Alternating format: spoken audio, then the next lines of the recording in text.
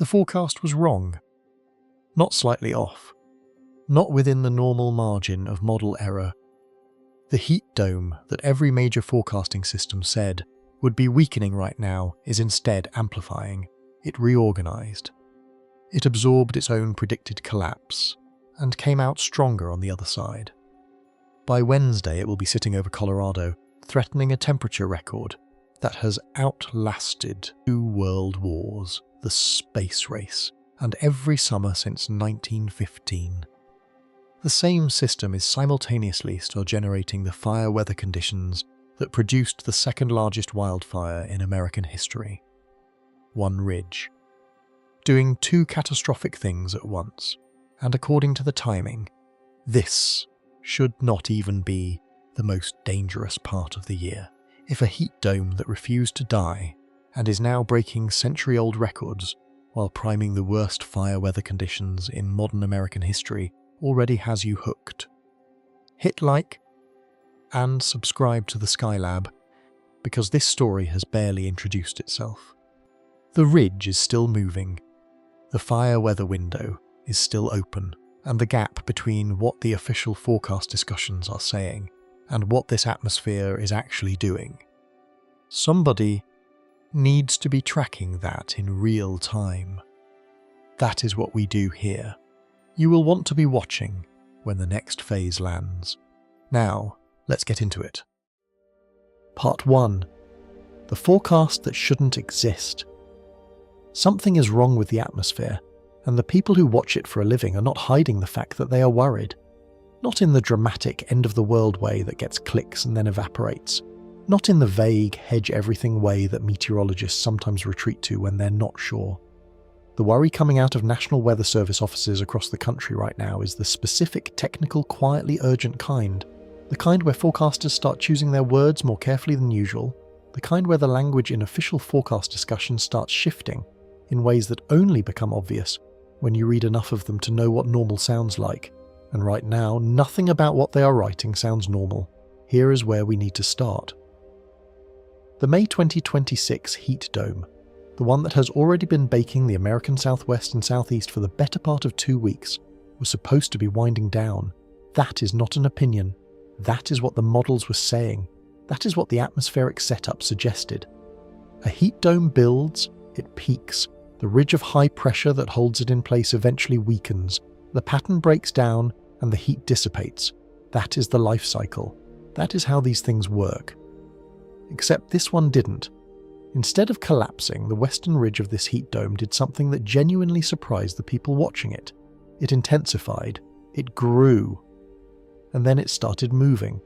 Not dissolving into the background noise of the atmosphere the way a weakening pressure system is supposed to, but physically migrating inland, like a slow-moving wall of high pressure rolling east across the Rocky Mountains and spreading its influence across the center of the country.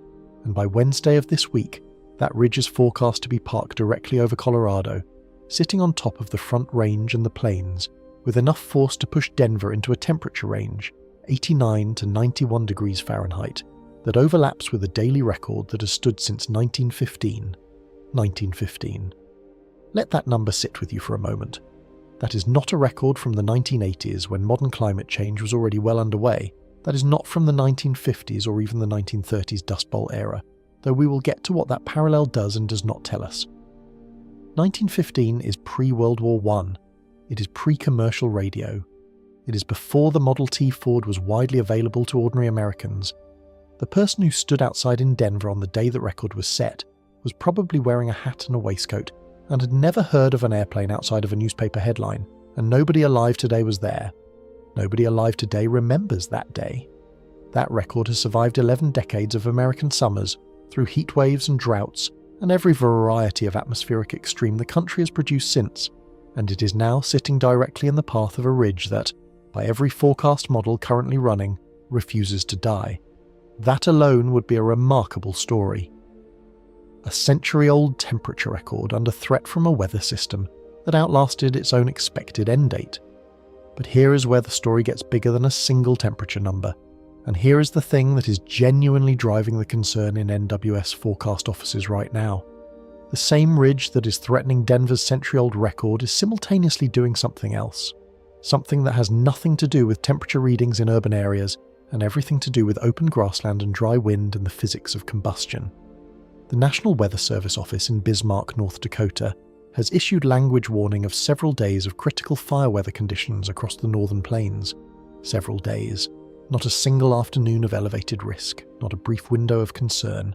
Several days in a row of the exact atmospheric configuration that fire behaviour analysts classify as the most dangerous possible combination of ingredients for large and uncontrollable wildfire spread.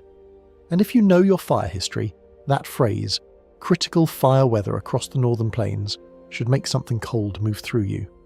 Because it is the same configuration, the same winds, the same relative humidity percentages, the same dry fuel alignment that produced the Smokehouse Creek Fire in 2024, the second largest wildfire in American history. It is the same configuration that produced the Marshall Fire in 2021, the most destructive Colorado wildfire on record, a fire that burned in December in snow country in a suburban neighborhood that nobody thought was at serious risk because the word fire and the word December in Colorado did not historically belong in the same sentence. It is the same configuration behind the worst single fire event in modern North Dakota history. So what we are actually watching is not just a heat wave. We are watching a single atmospheric structure. This ridge that refused to collapse simultaneously produced record-breaking heat in urban Colorado, multi-day critical fire weather across the northern plains, and, as we'll get into, severe weather outbreaks along its eastern edge where it is colliding with Gulf moisture in ways that forecast models are flagging with increasing alarm. One system, multiple simultaneous consequences, none of them small. And here is the question that threads through everything we are going to cover today, because it is the question that does not yet have a clean answer. What does it mean when a weather system breaks its expected life cycle? What does it tell us about the atmosphere that this ridge, which by every historical analogy and every standard model forecast should have been weakening, instead amplified and marched east? And what does the fact that this is the second event of this magnitude in 2026 with the formal Super El Nino trigger still roughly 6 months from peak tell us about what the next 18 months of American weather might actually look like? Because if we are seeing 500-year class heat events clustering before the major climate forcing mechanism has even fully engaged, then we have a problem that goes well beyond any single heat dome or fire season or severe weather outbreak. We may be watching a fundamental shift in how the American atmosphere behaves. And the forecasters who are quietly choosing their words more carefully than usual, they know it too. They are just trying to figure out how to say it. That is where we are starting. And nothing about where this goes from here is going to be reassuring. Part 2. The structural flip. Omega block to migrating ridge. To understand why a ridge refusing to collapse is unusual, you first need a picture of what this system looked like at the beginning, and what it was supposed to do. The May 2026 heat dome began as what meteorologists call an omega block. The name comes from the shape the jet stream makes when this pattern forms, a configuration that looks remarkably like the Greek letter omega if you trace the flow of upper-level winds across a weather map. Two separate ridges of high pressure, one anchored along the west coast and one sitting over the southeast, with a trough of lower pressure dipping between them in the middle. That dipping trough is the key visual detail. It is the slot between the two elevated regions that gives the whole pattern its characteristic shape. An omega block is not a gentle pattern. It is one of the more forceful atmospheric configurations the mid-latitudes produce, capable of locking weather in place for extended periods, because the blocking action of the two ridges resists the normal west-to-east progression that keeps weather systems moving and prevents any single region from being cooked too long. When an omega block sets up, you can get heat building on the western ridge, a different kind of heat building on the eastern ridge, and the region underneath the central trough getting cut off from either. It is a pattern that produces extremes across multiple regions simultaneously, which is exactly what Phase 1 of this system did, baking the southwest and the southeast at the same time while the central US sat in a different regime entirely. But omega blocks do have a life cycle, and the expected end of this one followed a logic that made complete sense on paper. As peak heating passed and the solar angle began to relax slightly in the daily cycle, the eastern ridge, the one camped over the southeast, began to weaken. That is normal. That is what was supposed to trigger the cascade. Eastern ridge weakens, the central trough fills in, the The whole blocking pattern loses its structural integrity, the jet stream re-establishes a more normal progressive flow, and the western ridge dissipates in turn. Pattern over. Heat event ends. Models move on. What the models were not fully capturing, and what became clear in forecast discussions from the Weather Prediction Center over the past several days, is that the western ridge did not follow that script. Instead of weakening in sympathy with its eastern counterpart, the western ridge did the opposite. The WPC forecast discussions describe it as a building and warming ridge over the west that would begin spreading into the central United States. Building, not collapsing. Warming, not cooling. Spreading, not retreating. This is the structural flip. What began as a two-ridge omega block pattern has reorganized itself into something different. A single dominant ridge centered over the western United States that is not just holding its ground but actively expanding its footprint eastward, crossing the Rocky Mountains, which are themselves a significant barrier to atmospheric circulation, and establishing influence over the high plains and eventually the broader central part of the country. The physical mechanism behind ridge migration is worth spending a moment on, because it explains why this transition matters beyond the simple fact that heat is moving from one place to another. Atmospheric ridges are not stationary objects in the way a mountain or a building is stationary. They are regions of organized high pressure, maintained by converging air aloft and sinking air below, and they can shift their axis of greatest intensity as the forcing mechanisms that sustain them evolve. When the western ridge began absorbing the energy that had previously been split between two separate blocking centers, it effectively consolidated the pattern, and a consolidated single ridge pattern has different propagation dynamics than a two-ridge blocking event. It becomes more mobile, it can translate or physically move in a way that the more rigidly locked omega configuration was actually resisting. So what we are watching is not the heat dome doing the same thing in a new location. We are watching a structural reorganization of the entire atmospheric pattern, with the resulting single dominant ridge now marching east in a way that exports extreme conditions into regions that were not part of Phase 1. This is the key point that connects to everything we're going to discuss across the next several parts of this video. The ridge is not just moving, it is moving with its full forcing capability intact, which means every place it moves through gets not a weakened remnant of the heat dome but something close to its full intensity. Now, two major ensemble modelling systems, the American Jeeves and the European Centre's ensemble system, are both in high agreement about this trajectory. When you see ensemble agreement on a rare or unusual pattern, that is a signal worth paying attention to, because ensemble models work by running many slightly different versions of the atmosphere simultaneously and looking for what they agree on. High agreement on an unusual outcome means the atmospheric signal is strong enough to override the normal uncertainty that ensemble spread represents. The models are not hedging. They are pointing at the same thing with multiple independent calculations, and what they are all pointing at is a ridge that continues east with maintained intensity through the mid-part of this week. There is a deeper question lurking behind the mechanics here, and it is one that climate scientists have been debating with increasing urgency over the past decade. There is a hypothesis, still contested but supported by a growing body of observational data, that the Arctic warming faster than the rest of the planet is reducing the temperature gradient between polar and tropical regions in a way that is slowing the Rossby waves, the large-scale wave patterns that drive the undulations of the jet stream, and with them the motion of weather systems. A slower Rossby wave means a more slowly propagating jet stream pattern, which means weather systems, including heat domes, sit in place longer. They are stickier. They resist the natural tendency to move on. We are not going to claim that this mechanism definitively explains the current event. The science is genuinely uncertain, and honest engagement with that science means holding the uncertainty. But what we can say is that the current behaviour of this ridge, its refusal to follow the normal life cycle, its structural reorganisation rather than decay, is at minimum consistent with the kind of pattern persistence that this hypothesis would predict. Whether that is causation or coincidence is a question that attribution scientists will be working on for months, but we are living inside the event right now, and the pattern is doing what a slowing jet stream would do if the hypothesis is right. So the ridge is amplifying, it is migrating, and underneath it something else is forming that has nothing to do with how hot it gets in Denver.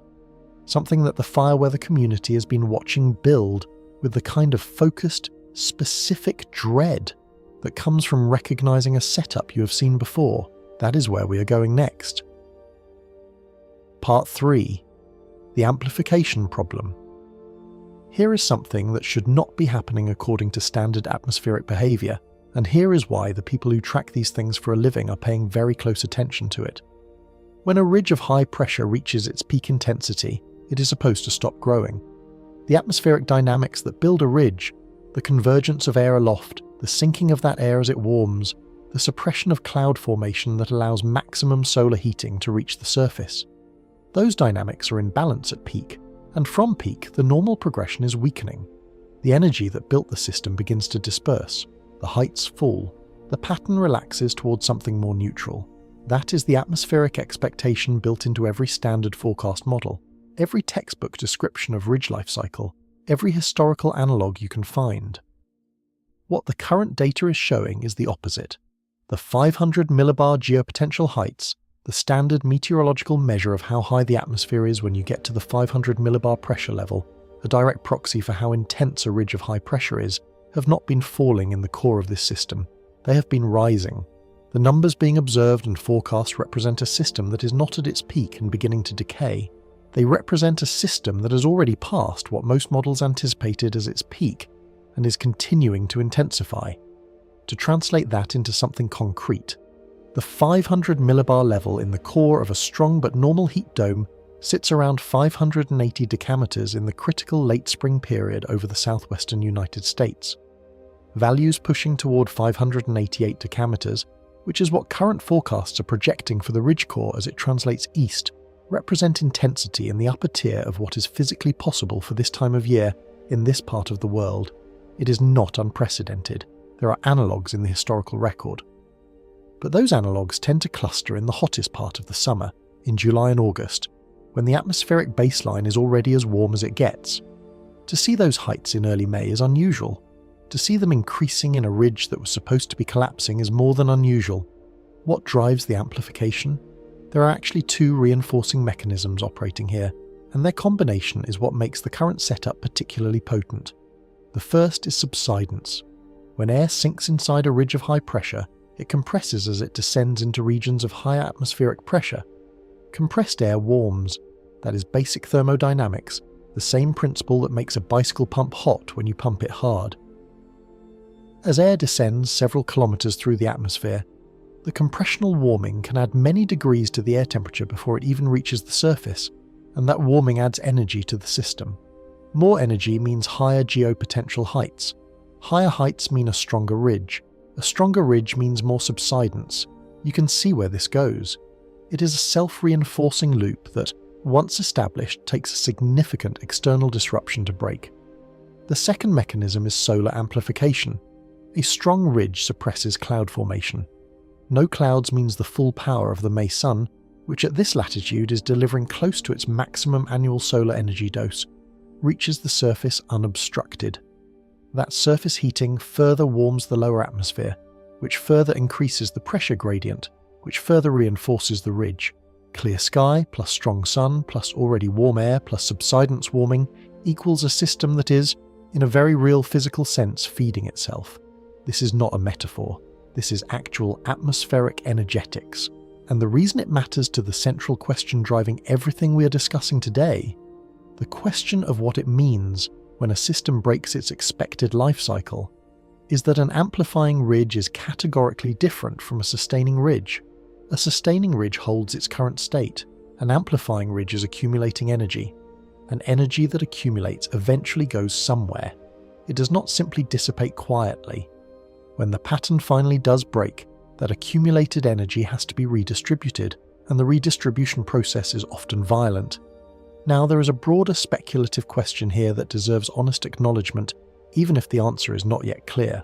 Climate scientists studying atmospheric dynamics have raised the possibility that a warmer baseline atmosphere, one in which the entire column of air from the surface to the stratosphere begins from a higher energy state than it did 50 or 100 years ago, may allow ridges to sustain and even amplify for longer periods before natural dissipation mechanisms overcome them. The warmer the atmosphere, the more energy is available to sustain the subsidence warming loop. The more energy in the system, the longer it can resist external disruption. Is that what we are watching? Honestly, we do not know yet, The attribution science on any single event is difficult and time-consuming, and the researchers who do it rigorously will be the first to tell you that claiming any single heat dome as definitive proof of a mechanism, change requires more data and analysis than the event itself provides. But we can say that the behaviour we are observing, a ridge that amplifies after its expected peak, rather than weakening, is consistent with what a warmer baseline atmosphere might produce. It is not proof. It is a data point, and it is a data point that sits alongside a lot of other data points that are all pointing in the same direction. The amplification of this ridge also directly controls what is building underneath and alongside it, the fire environment that NWS Bismarck is warning about, the severe weather setup forming along its eastern edge. A stronger ridge means stronger winds along its periphery. A stronger ridge means more complete suppression of humidity in the regions it covers. A stronger ridge means the dry air it is producing has more persistence. All of that connects directly to why this event is not just about temperature numbers in Denver. It is about what the atmosphere does when you give a rare and self-reinforcing system enough time and energy to fully develop. And it is still developing, which is the part nobody is entirely comfortable with. Part 4. The first signal forecasters actually reacted to.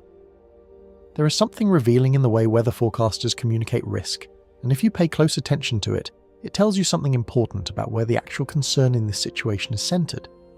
When the heat component of this system was the dominant story, the forecast language was careful, appropriately serious, and followed the standard escalating structure that the National Weather Service uses: heat advisories, then excessive heat watches, then warnings as the temperature projections firmed up. That language is well understood by the public. It is translated directly into action by emergency management. It is, in a sense, normal operational weather communication for a significant heat event. But the language that came out of the Bismarck Forecast Office was different in character. It was not just an escalation of temperature concern, it was a shift in the category of risk being communicated. Critical fire weather conditions, several days of it. That phrase carries a specific technical meaning in the fire weather community that is worth unpacking, because it explains why forecasters responded to the fire setup with what, if you read between the lines of official government communication, registers as something closer to alarm. Critical fire weather conditions, as defined by NWS criteria, require the simultaneous presence of multiple specific ingredients. Wind speeds that are elevated enough to drive rapid fire spread, typically in the range of 20 to 35 miles per hour sustained, with gusts beyond that. Relative humidity low enough to dry out surface fuels to the point of easy ignition and rapid combustion, typically below 20 to 25%. And critically, the duration has to be long enough for the combination to matter. A single afternoon of marginal fire weather is a watch. Several consecutive days of criteria meeting conditions is a warning that something with a very high probability of becoming a major fire event is already in the atmospheric pipeline. The northern plains setup that is developing underneath this migrating ridge checks every box. The wind field associated with a strong ridge of high pressure does not just sit there. The pressure gradient around the ridge's edges generates persistent organised wind flow that in the plains can sustain itself for multiple days without the normal overnight recovery that coastal or more topographically complex regions experience. The relative humidity values being forecast for North Dakota and the surrounding region are projected to drop into the teens during the peak afternoon hours. The teens. To give you context, the combustion science of fire behaviour uses relative humidity as one of its primary predictor variables, because it directly controls the moisture content of fine fuels, the dry grass, and small twigs that are the primary ignition point for most large wildfires. Below about 25% relative humidity, fine fuel moisture drops to the range where a single spark, whether from a vehicle, a power line, a cigarette, or lightning, can initiate a fire that under sufficient wind will spread faster than any ground-based suppression resource can respond to. And this brings us to something that deserves careful attention, because it makes the current Northern Plains setup distinctively dangerous in a way that might not be obvious if your mental model of wildfire is based on the forest fires of the Pacific Northwest or the chaparral burns of Southern California. The Northern Plains in early May is in what fire managers call the pre-green-up window. The vegetation in this region, the native grassland and agricultural stubble and road margins, has not yet produced the new season's growth that would provide moisture to fine fuels. The dead material from last year, The cured grass stems, the dried seed heads, the old crop residue is still there, and it is bone dry, and it extends for hundreds of miles without the natural fire breaks that forests and topography provide to western fire zones. Grassland fire behaviour under those conditions is different from what most people visualise when they think about wildfire. It moves faster, in some cases dramatically faster, with fire spread rates that can exceed the speed of a running person even in relatively modest winds, and in the kind of sustained 20 to 35 mile/hour winds the Bismarck forecast is projecting. Grass fires can travel at speeds that make them genuinely impossible to outrun on foot. The Smokehouse Creek Fire of 2024, which burned nearly 1 million acres of the Texas and Oklahoma Panhandle and became the second largest wildfire in American history, moved with exactly that kind of speed. People who thought they had time to evacuate found they did not. Ranchers who thought they could protect their livestock found the fire moving faster than any calculation they had made in real time. And the ridge that is driving toward Colorado, the one that is threatening century-old temperature records, is also the system generating this fire environment. The same atmospheric structure that produces record heat in urban areas produces lethal wind and drying in the open plains. That is the dual nature of what we're watching. It is not a heat event and a fire event running coincidentally in parallel. It is one atmospheric system producing both simultaneously, and that matters to the central narrative we are following today, because it means the geographic scope of impact is far larger than any single record-breaking temperature would suggest. There is one more thing to say about the forecaster reaction here that speaks to something important. The red flag warnings now active across parts of the northern plains in early May represent an unusual calendar event. These warnings, in the historical record, cluster in late summer and early fall when accumulated drying across the fire season has pushed fuel conditions to their extremes, and the last of the monsoon moisture has retreated. To see multi-day red flag criteria being met in the first weeks of May means the system we are watching is not just intense. It is out of season. It is arriving before the atmospheric and vegetative conditions that were historically required to produce this level of fire risk have been met.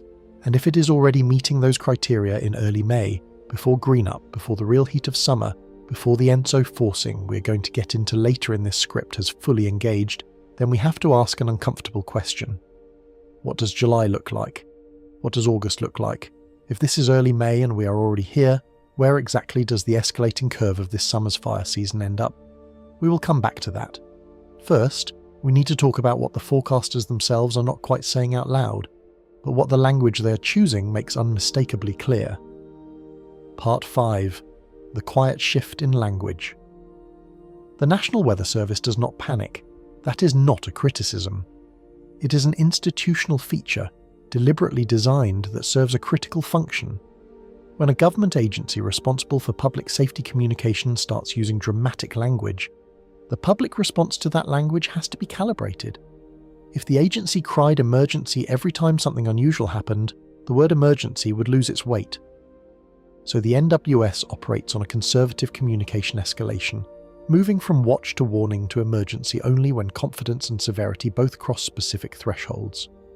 Which is why the language in the current forecast discussions is so telling, because even within that deliberately conservative communication culture, the words being chosen are signalling something. There is a specific vocabulary in NWS forecast discussions that functions as a graduated scale. Terms like above normal and well above normal and record-breaking occupy different positions on that scale, and forecasters do not move up the scale without confidence.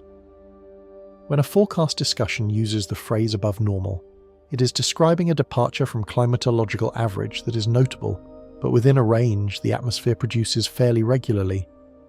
Well above normal represents a shift, something more pronounced, something that the forecaster wants to flag as deserving specific attention. Record-breaking is different in kind, not just degree. It means the forecaster is confident enough in the forecast to stake the prediction on the outcome that an observational record, a number that has stood for some span of years in an official dataset, is going to fall. The current forecast discussions are using record-breaking language for Denver, not well above normal, not potentially challenging records, record-breaking, applied to a daily temperature maximum that has stood since 1915. That is the end of the conservative escalation scale for temperature language. That is the forecaster saying, with whatever confidence the ensemble agreement and model guidance is providing, that this is going to happen, And then you have the fire weather language sitting alongside it, and the fire weather language is doing something slightly different. The phrase critical fire weather conditions is not just a descriptor of current or expected observations, it is a threshold declaration. It means that the forecast conditions meet or exceed the specific criteria the NWS uses to trigger red flag warnings, criteria that were set, and in many cases revised upward after events like the Marshall Fire and the Smokehouse Creek Fire revealed that older thresholds were underestimating risk to represent the conditions most strongly correlated with catastrophic fire behaviour in the historical record. When those two categories of language appear in the same system, from adjacent forecast offices, covering the same time window, it is communicating something beyond the sum of its parts. It is communicating that the forecasters are seeing an event that is simultaneously extreme across multiple risk categories, not a heatwave with incidental fire weather, but a unified atmospheric pattern that is producing the top of the risk scale in more than one domain at the same time. There is something else worth paying attention to in NWS forecast language that rarely gets discussed outside the meteorological community. The phrase several days, appearing in the Bismarck fire weather discussion, is doing significant communicative work. Most red flag warnings cover a window of hours, or at most a day or two. That is the standard duration of an acute fire weather event, a front passage that brings winds and drops humidity before moisture returns and conditions recover. Several days is not an acute event. Several days is a sustained period in which the ignition probability is elevated not for a few dangerous afternoon hours, but for multiple consecutive cycles of peak risk. And from a fire management perspective, the difference between one dangerous afternoon and several consecutive dangerous afternoons is not linear. It is exponential. Every day the conditions persist is another day during which ignition sources, whether natural or human-caused, have the opportunity to produce a fire in an already primed environment. The probability compounds. Here is the hidden insight that this language, read carefully, is pointing toward. Forecast language is itself an early warning system. Before the fires start, before the temperature records fall, before the severe weather outbreak that we're going to discuss in the next act breaks across the plains, the language in official forecast discussions is giving you a preview of the atmospheric situation the forecasters see coming. And right now, that language is not describing a manageable weather event that happens to be more intense than average. It is describing a system that is testing the boundaries of multiple risk categories simultaneously, persisting longer than expected, and crucially, potentially setting up a second phase of atmospheric organisation that may be more dangerous than the current one. Because here is the thing that the language is quietly pointing toward, even if it is not stated explicitly in any single forecast discussion. The system we are watching is not finished.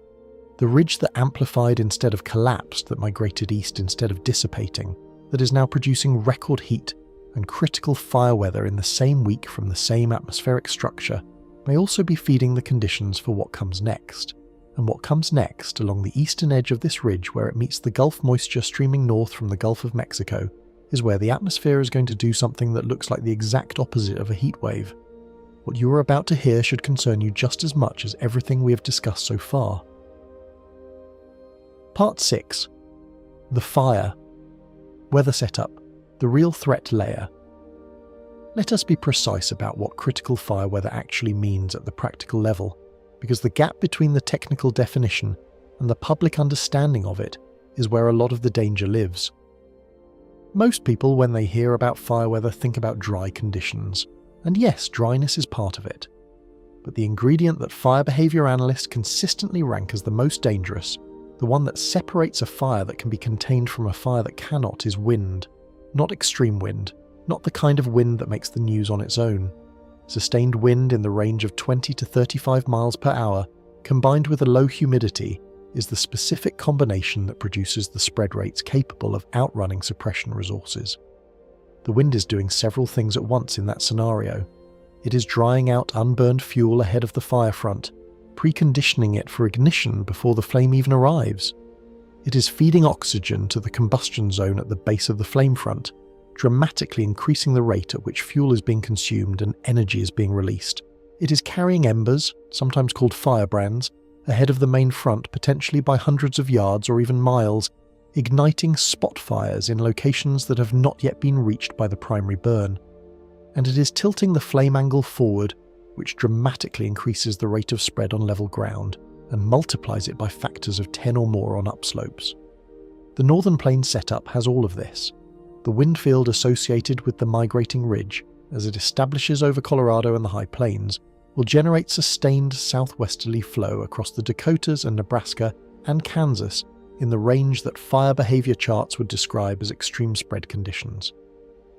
The humidity values in the teens that are being forecast for the peak afternoon hours represent a level of atmospheric drying that reduces fine fuel moisture to the point where ignition energy requirements are minimal, and the fuel load in this region, the cured grassland left from last year's growing season, the pre-green-up window we discussed earlier, is uniformly distributed across a landscape that in some areas extends for hundreds of miles without any natural firebreak of significance. This is important to understand in relation to the central thread running through everything we're discussing today, because the fire setup is not a coincidence occurring alongside the heat dome. It is a direct product of the same atmospheric structure. The ridge that is threatening a century-old temperature record in Denver is the exact same ridge generating the wind field and the drying that is creating this fire environment in North Dakota. The ridge did not collapse after its expected life cycle. It amplified and migrated, and as it migrated, it carried its fire weather generating capability with it into a region that, historically, sees this level of risk later in the year and for shorter durations. 2 years before this video is being made, in February and March of 2024, the Smokehouse Creek Fire burned across the Texas and Oklahoma Panhandle under a similar convergence of factors. That fire, which grew to nearly 1 million acres before containment and became the second largest wildfire in recorded American history, did not begin under July conditions. It began under a winter to spring transition that brought the same combination of cured fuels, persistent wind, and critically low humidity that the current setup is producing in the Northern Plains. The speed of that fire's growth surprised firefighters who were, by professional standard, among the most experienced in the country. It overran ranch operations before owners could get their livestock out. It threatened communities that, by any reasonable historical risk assessment, had not been considered primary wildfire exposure areas. The current Northern Plains setup is not identical to Smokehouse Creek. The specific geography is different, the ignition sources are different, and the forecast details carry their own uncertainty ranges. But the meteorological pattern, the combination of sustained wind, critically low humidity, pre-green-up fuel conditions, and multi-day persistence, is from the same family of atmospheric setups, and several days of that family of setup is precisely what the Bismarck forecast discussion is describing. What makes this moment in the story particularly important is the geographic scope of the risk. The Plains fire environment is not organised into discrete zones the way Western forest fire risk tends to be, with specific canyon systems, known spot fire corridors, and established community vulnerability maps built up over decades. The Plains extends broadly, the fuel is relatively uniform over large areas, and the communities embedded in it are often small, far from major suppression resources, and dependent on road networks that can be compromised by a fast-moving fire before evacuation decisions are even made. That is the specific vulnerability profile that the multi-day fire weather setup is activating, and it is being activated by the same ridge that should have collapsed and instead amplified. That connection is the story, not just the heat, not just the fire risk. The fact that both are being produced simultaneously by a single atmospheric anomaly that was not supposed to persist. That is what makes this moment in American weather something worth paying close attention to. Part 7. The Front Range Problem. Let us talk about Colorado specifically, and about what the Front Range Urban Corridor means in the context of this ridge. The Front Range is a term that Coloradans use so naturally that it sometimes takes an outside perspective to appreciate how geographically specific and how demographically significant that term is.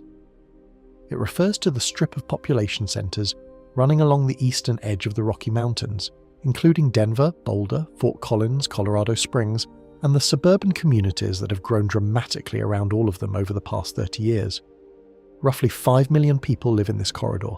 It is the most densely populated region of the Mountain West, and it is situated at the precise interface between urban development and the kind of terrain and vegetation that produces some of the most dangerous fire behavior dynamics in the country. The red flag warning revision that the NWS implemented after the Marshall Fire of December 2021 was not a minor administrative adjustment. It reflected a fundamental reassessment of when and where wildfire threat could occur in the Front Range environment.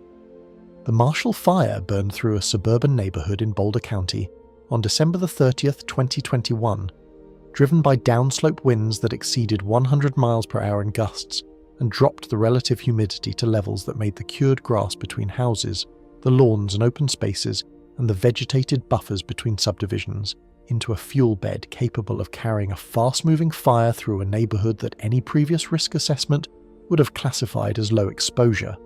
1,100 homes burned. The fire moved through in hours. People had minutes, not hours, to evacuate. Some did not make it out of their neighborhoods before the roads were impassable. And when fire investigators and atmospheric scientists reconstructed what had happened, they found that the meteorological setup that produced the Marshall Fire was not an unprecedented outlier impossible to anticipate.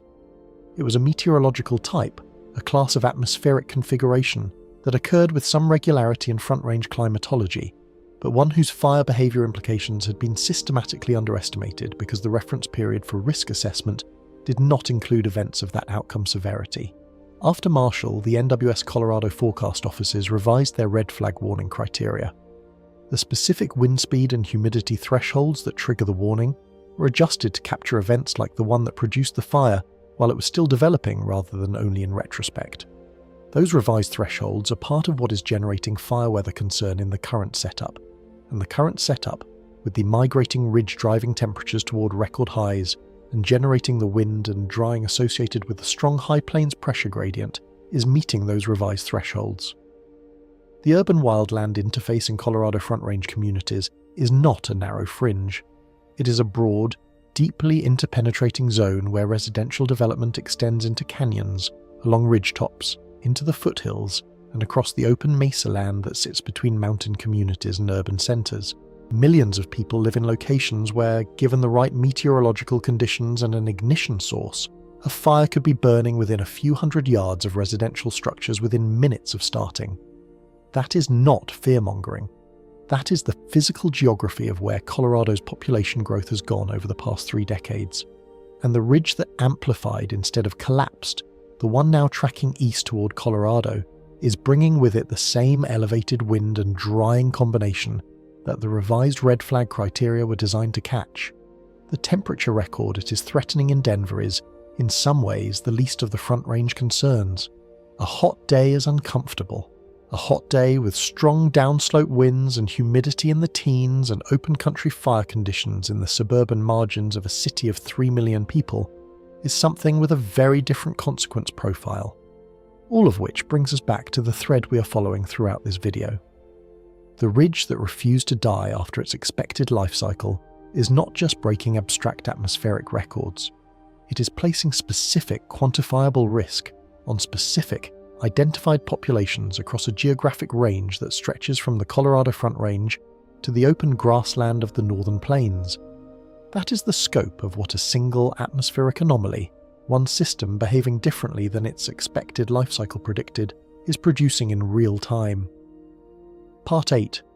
Northern Plains, the zone nobody watches. There is an uncomfortable asymmetry in how wildfire risk in America gets covered, discussed and resourced, and it matters directly to what is building across North Dakota and Montana right now. The wildfire infrastructure of the American West, the air tanker contracts, the hotshot crews, the interagency coordination systems, the satellite fire detection networks, and the community-level emergency response planning was built primarily around the fire types and fire seasons of the Pacific Coast states, the mountain west forests, and increasingly the desert southwest.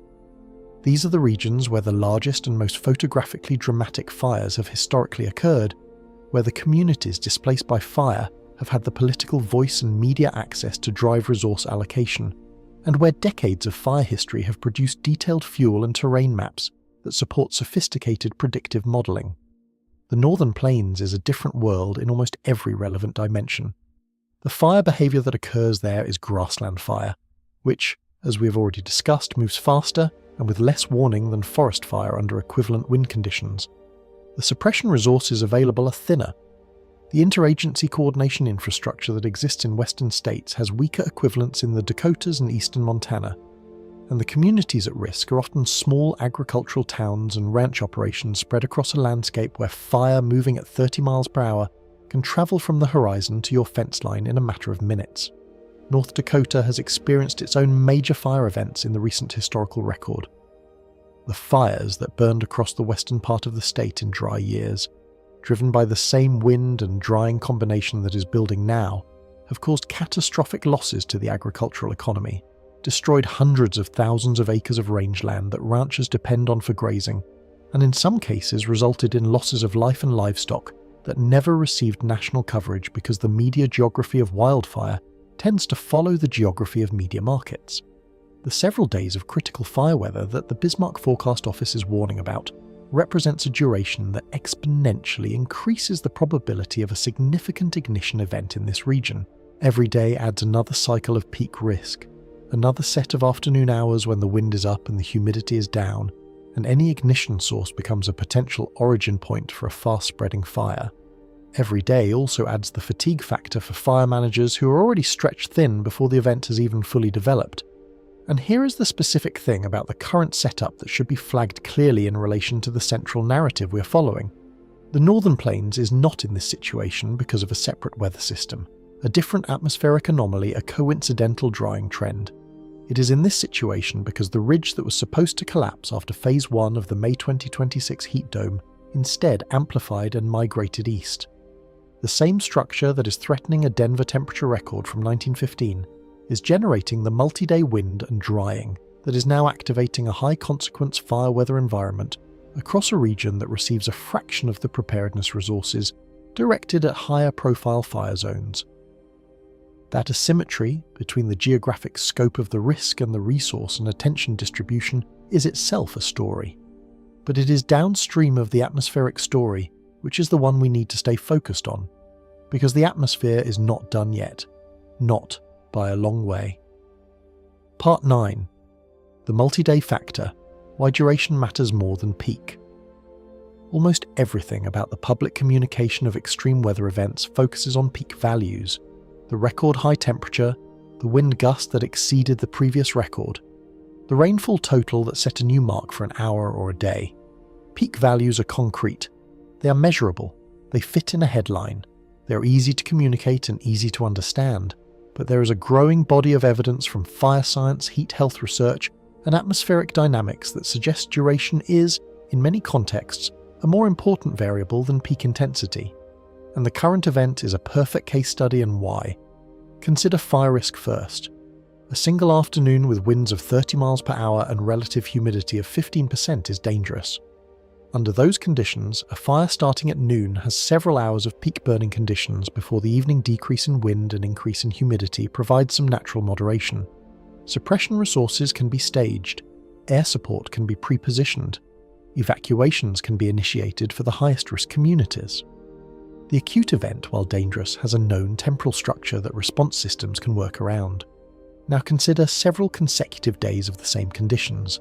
The first day, the same acute response framework applies. By the second day, suppression resources that were committed to any fires ignited on the first day are already partially consumed. The crews are tired, the aircraft are cycling through maintenance, and if no major fire started on day 1, there is a temptation to relax the forward positioning because the crisis did not materialize on schedule. On day 3, the fuel moisture has continued to decline from the compounding effect of multiple days without humidity recovery. The fuels are now drier than they were at the peak of day 1, even if the meteorological conditions on day 3 are slightly less intense than on day 1. The probability of a catastrophic ignition event is actually higher on day 3 than on day 1, despite the peak meteorological conditions potentially being similar or slightly lower, because the cumulative drying effect has pushed fuel conditions deeper into the critical range. This is the duration multiplier, and it is one of the most important and least understood concepts in fire weather risk communication. The Bismarck forecast language of several days is not just describing a longer version of a single-day event. It is describing a qualitatively different risk environment, one in which the cumulative probability of a major fire ignition compounds daily, and in which the response capacity of fire management systems is simultaneously being eroded by the demands of the sustained event. The same principle applies to heat health in a different way. A single day of extreme heat kills people, primarily through heat stroke in vulnerable populations, the elderly, the very young, people with certain medical conditions. Public health systems and emergency services are designed to respond to acute heat events. Heat health plans activate, cooling centres open, welfare checks increase. But multi-day heat events kill at rates that exceed what single-day peak analysis would predict, because overnight recovery matters. Human physiology needs nighttime temperatures to drop enough to allow core body temperature to return to normal before the next day's heat load accumulates. When overnight lows stay elevated because the ridge is persistent and the atmosphere is not radiating heat effectively due to cloud suppression, the physiological burden compounds. Vulnerable individuals who would survive a single day of peak heat because they have some overnight recovery capacity can experience dangerous heat accumulation over multiple consecutive nights when recovery does not occur. And then there is the dimension of what duration means for the atmospheric pattern itself. A ridge that persists for several days is not just holding its position, it is doing cumulative work on the atmospheric column underneath it. It is driving more subsidence, more compressional warming, more surface heating, more evapotranspiration from the soil and vegetation. The land surface dries progressively. The soil loses heat storage capacity. The vegetation in the affected region enters increasing thermal stress, and all of that changes the energy budget of the land-atmosphere interface in ways that can actually feed back into the atmospheric pattern, helping it sustain. Which brings us to an idea that is speculative, frontier science, genuinely uncertain, and yet too important to ignore if we're going to honestly discuss what this ridge is doing and why it is behaving differently than the models expected. Part 10. The feedback loop. Nobody is modelling well yet. There is a mechanism that climate scientists began seriously investigating after the fire seasons of 2020 and 2021, when the scale and duration of western wildfires reached levels that had not been seen in the modern observational record. The mechanism involves smoke, and if it is real, and it is operating in the current situation, it represents a feedback loop that most operational weather forecasting systems are not yet fully capturing. Here is the basic idea. When a large wildfire produces significant smoke, that smoke does something to the atmosphere that is not purely neutral. It scatters and absorbs incoming solar radiation, which reduces the amount of energy reaching the surface below the smoke layer. Less solar input at the surface means less surface heating. Less surface heating would normally tend to weaken a surface high-pressure system, which might seem like it would break down the ridge. But the mechanism is more complicated than that, because the smoke layer is doing something to the atmospheric vertical temperature structure, the lapse rate, that can actually work against the breakdown of the large-scale pattern. By reducing solar input to the surface while the smoke absorbs and re-radiates energy at mid-levels, smoke can create a more stable atmospheric column, one in which the temperature decreases less rapidly with altitude than it normally would.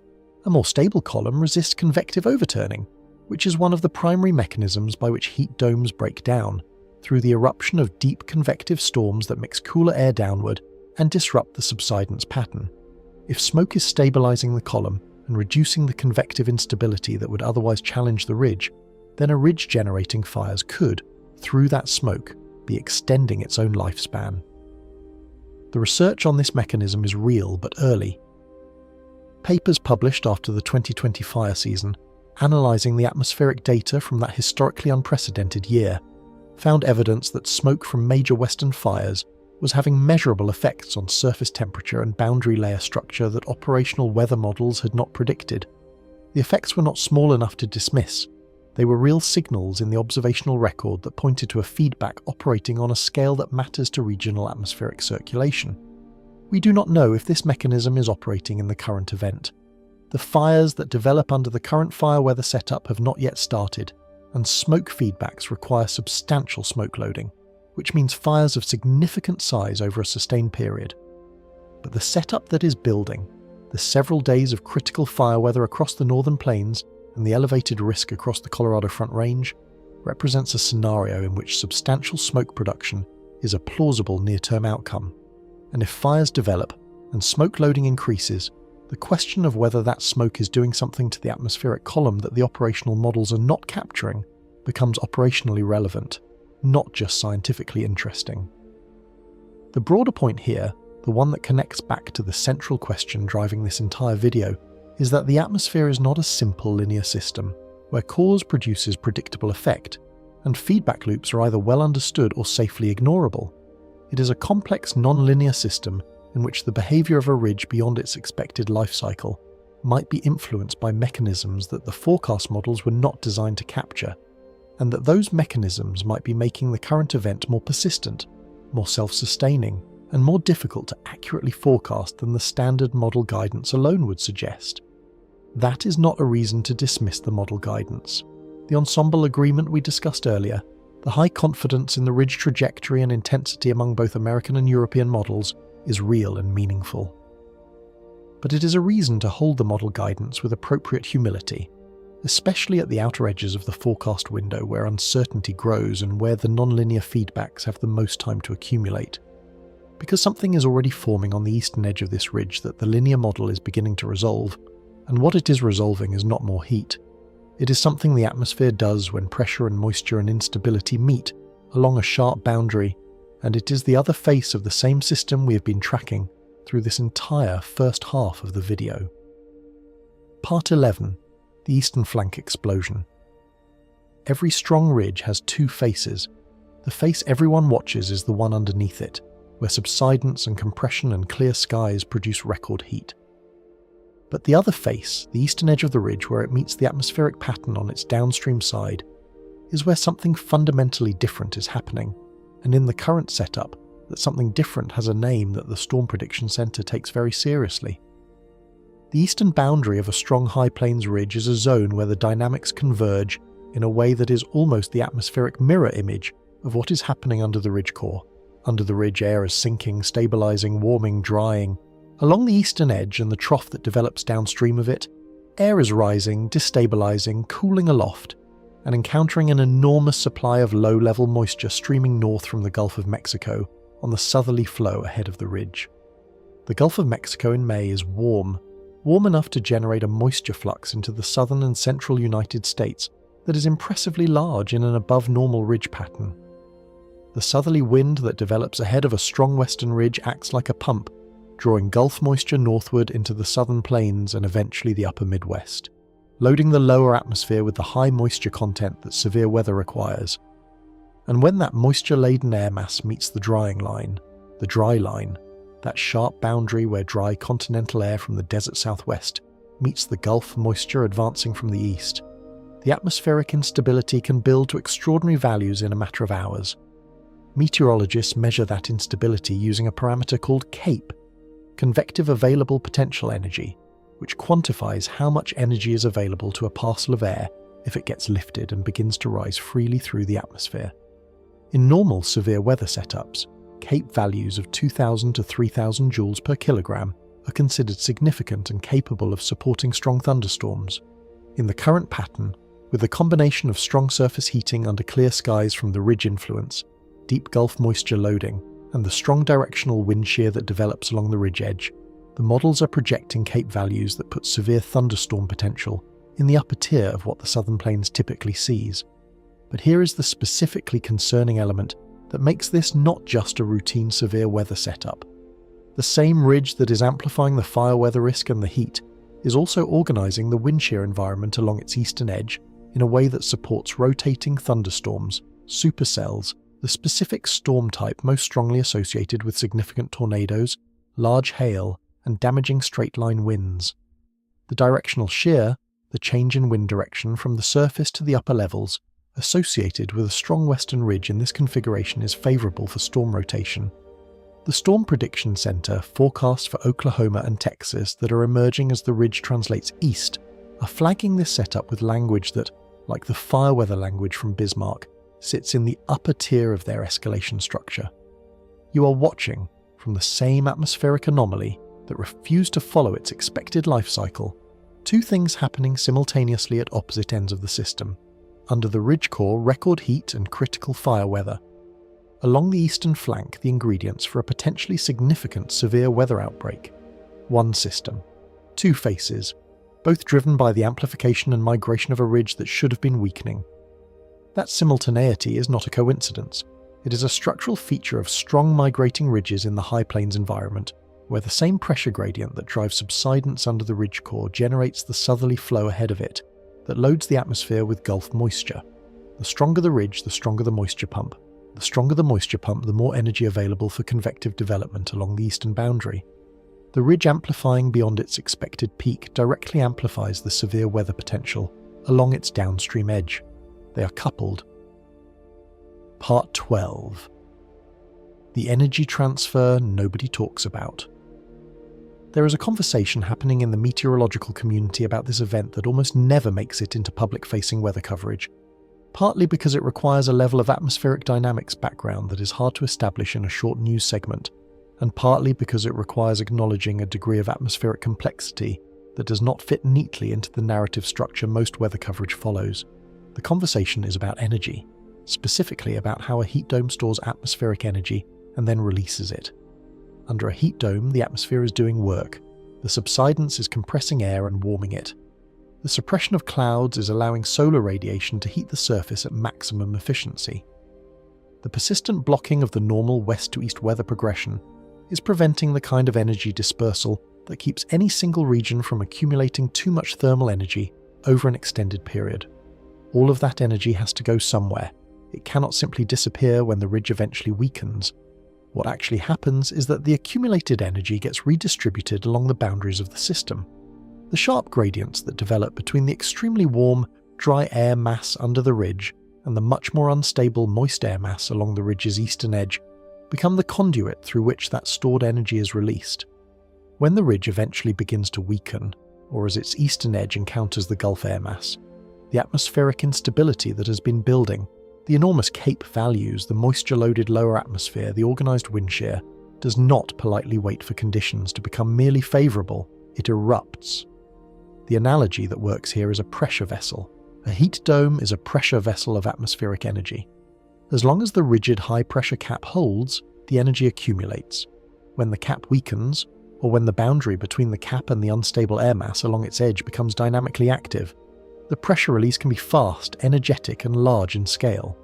Not every heat dome breakdown produces a significant severe weather outbreak, but the historical record shows a strong correlation between the breakdown of amplified heat domes over the high plains and the subsequent development of significant to major severe weather events along the ridge's retreating eastern edge. That pattern is what the Storm Prediction Center is beginning to flag in its extended range outlooks for the period following the current peak of the ridge. The signals in the model guidance for the window of May 18th through May 23rd, which we will discuss more directly in the next part, include the kind of pattern reorganization that historically precedes large-scale severe weather outbreaks, and the energy available to those potential storms fed by weeks of heat dome amplification, rather than the more modest build-up that a shorter event would produce, is not a small number. This is the energy transfer that most weather coverage misses. The heat dome is not just a heat story. It is a preloading of the atmospheric energy budget in a way that affects what comes next. The severity of the severe weather outbreak that may follow the ridge's eventual retreat is partly a function of how much energy the ridge accumulated during its anomalous amplification phase. A ridge that persisted longer and amplified more than expected has loaded the atmospheric spring more fully. When that spring releases, it releases with more force. Part 13, the May 18th to 23 signal. The model guidance is starting to show something in the medium range that deserves direct discussion, both for what it says and for how much uncertainty surrounds it. In the window, roughly centered on May 18th through May 23, the current model runs, both American and European, are suggesting a significant atmospheric reorganization event. The ridge that is currently tracking east and building over the high plains is expected to encounter an incoming trough from the Pacific, a disruption to the flow pattern that would represent the external forcing mechanism that could finally interrupt the ridge's anomalous persistence. But the way a ridge and an incoming trough interact, especially when the ridge is as amplified as the current one appears to be, is not a simple, clean transition.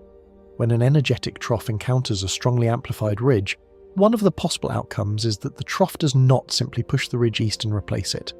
Instead, the interaction can generate a new low-pressure system, a surface cyclone developing at the boundary between the two air masses, with its own wind field, its own precipitation structure, and its own severe weather potential.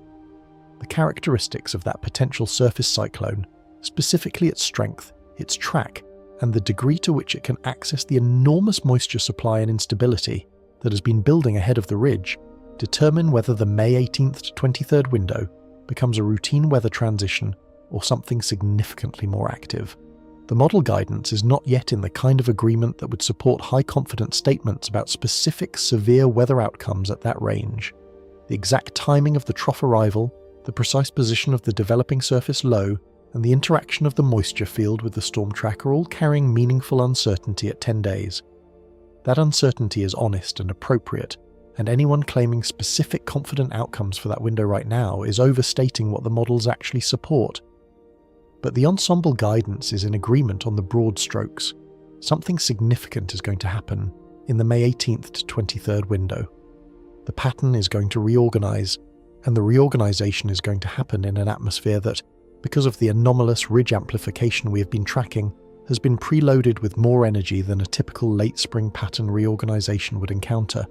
There is a concept in atmospheric dynamics called momentum, and it applies here in a way that matters. The jet stream, once organized into a particular pattern, tends to perpetuate that pattern through its own flow dynamics for some period, even after the original forcing mechanism begins to weaken. A ridge that has been strongly amplified for an extended period can leave an imprint on the downstream atmospheric flow, a tendency toward ridging that persists in the medium range even as the original ridge eventually weakens. If this pattern has that kind of momentum, the May 18th to 23 reorganization may not represent a clean return to normal. It may represent the transition to a new pattern phase that is itself unusual. And that brings us to a question that we need to hold throughout the remaining parts of this video, a question that does not yet have an answer, but that becomes more urgent the longer we track the behavior of this system. Are we watching a single anomalous event that will eventually resolve and return to something near normal? Or are we watching the early chapters of an atmospheric season that has fundamentally changed character? That question connects directly to the two data points that may be the most important ones in this entire story, and they are not really about this week's forecast at all. Part 14. Snowpack and the silent acceleration of fire season. Before we get to those larger data points, there is one more near-term consequence of this system that deserves a brief but clear acknowledgement, because it is quietly reshaping the timeline of one of the most important variables in Western wildfire risk: snowpack. The Western United States depends on mountain snowpack as its primary water storage system. Rain falls mostly in winter and spring, but much of the West's summer water supply is stored in the snowpack that accumulates across the Sierra Nevada, the Cascades, the Rockies, and the ranges of the Intermountain West through the cold months, releasing slowly through spring and early summer as temperatures warm and the snowpack melts. The timing of that melt is one of the key variables controlling when vegetation in high elevation and transitional zones begins to dry out, which directly controls when those zones become fire receptive. The heat dome that is driving record temperatures in Denver is doing something to the regional snowpack that has not been captured in any of the fire weather warnings, but that will affect fire risk over a longer time horizon than the current red flag period. Unusually high temperatures across the mountain west in early May accelerate snowmelt. The snowpack that was in place across the southern Rockies and the ranges of Colorado and New Mexico is melting earlier than it would under normal May conditions, releasing its water faster than the soil and vegetation can absorb and store it, reducing the summer water supply available to maintain vegetation moisture through the fire season and effectively starting the seasonal transition to fire-receptive conditions earlier than the historical climatological average would predict. That early start does not mean the fire season will necessarily be worse in its peak. Other factors, summer monsoon development, soil moisture carryover, and the evolution of the ENSO pattern will all influence the peak fire season conditions. But an earlier start to the drying transition means a longer total period during which fire-receptive conditions will exist, and a longer fire season is, all else being equal, a worse fire season because it provides more time for large ignition events to occur. The ridge that is breaking century-old temperature records is also, quietly and without fanfare, adding weeks to the Western fire season timeline. That is a consequence that will not show up in any current forecast discussion, but that will be clearly visible in the fire weather record when we look back at 2026 from the other side of the summer. Part 15. The human system lag. There is a mismatch that underlies almost everything we've been discussing, and it is important to name it clearly before we move into the larger questions about what this event tells us about the atmosphere. Every major infrastructure and institutional system that manages weather risk in the United States, the power grid's design assumptions, the building codes that govern residential construction in fire risk zones, the water supply contracts that determine who has access to water and when, the emergency management protocols that govern how and when evacuations are ordered, the insurance models that determine how risk is priced and who can afford coverage. All of these systems were designed around a historical climatological baseline. They embody assumptions about what extreme weather looks like, how often it occurs, and what the consequences of specific event types will be. Those assumptions were built from observed historical data, from the frequency distributions of past events, from the outcomes documented in the historical record. The problem is that the historical record is no longer an accurate guide to the current risk distribution. The frequency and intensity of extreme events has shifted in ways that are increasingly well documented by climate scientists, and the rate of that shift appears to be accelerating rather than plateauing. Infrastructure designed for the climate of the 1970s or the 1980s, which describes a very large fraction of the built environment in the United States, is encountering weather that falls outside its design parameters with increasing regularity. The ridge that amplified instead of collapsing, that is threatening a century-old temperature record and generating multi-day critical fire weather, is also demonstrating this mismatch in real time. Fire management resources allocated based on historical fire season timing are being stressed in early May. Power grid demand management protocols designed around historical peak heat, season timing are being activated before their typical operational window. Water utility systems in affected regions are managing reservoir levels and distribution pressure under conditions that fall outside normal seasonal parameters. This lag between the pace of atmospheric change and the pace of institutional adaptation is not a failure of any individual system or any specific decision.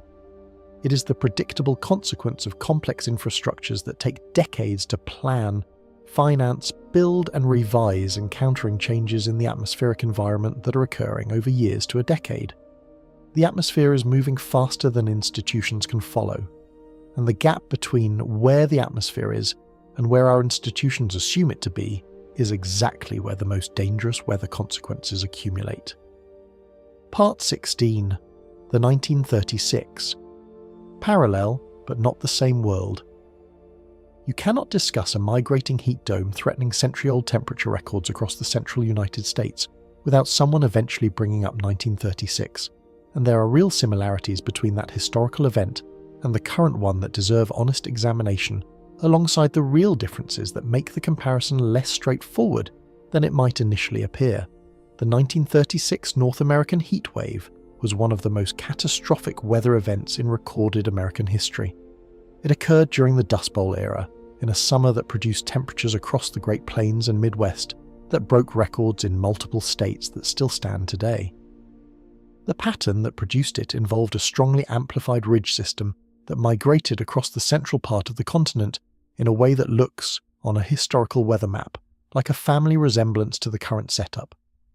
Persistent, amplifying, breaking century-old records. But the world underneath that atmosphere in 1936 was fundamentally different from the world underneath this one in ways that make direct comparison treacherous.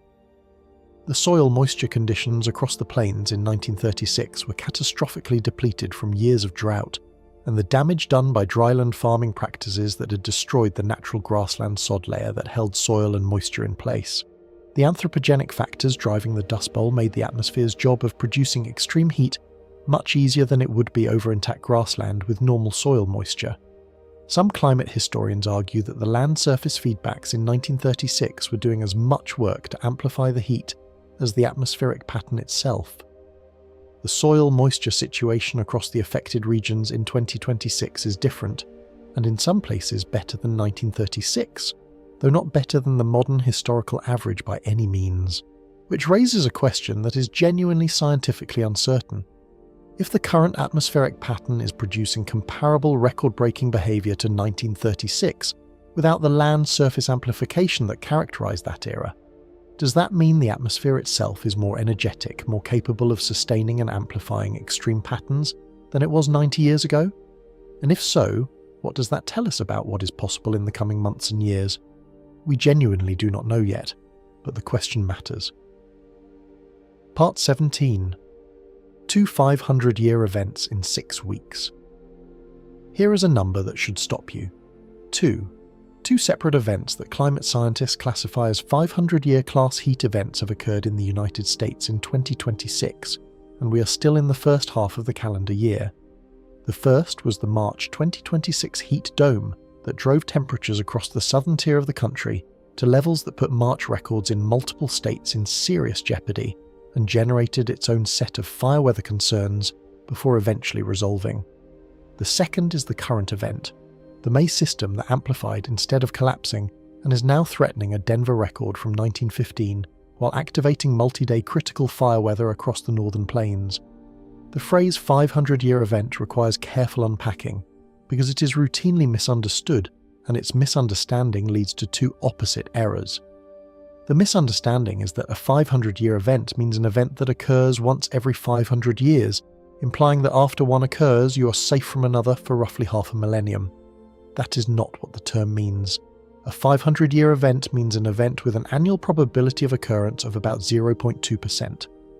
That probability is calculated from the observed historical frequency distribution of events of that magnitude.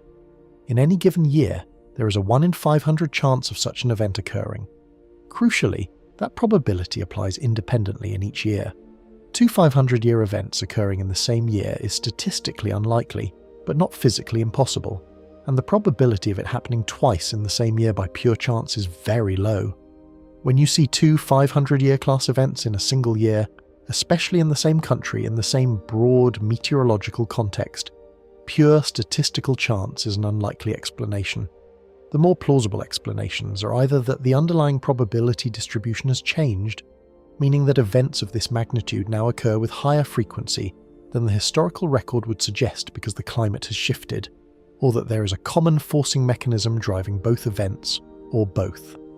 In the current case, both explanations are potentially active simultaneously. The change in the underlying probability distribution is what climate attribution science has been documenting with increasing rigor over the past decade. For heat events specifically, the attribution literature is among the strongest in the field. Multiple independent research groups have used multiple different methodological approaches and arrived at a consistent finding. Extreme heat events that would have been genuinely rare under the pre-industrial climate are now occurring with frequencies 1 to 2 orders of magnitude higher in the current climate. An event that would have been a 1 in 1,000-year occurrence in the mid-20th century climate may now be a 1 in 100-year occurrence.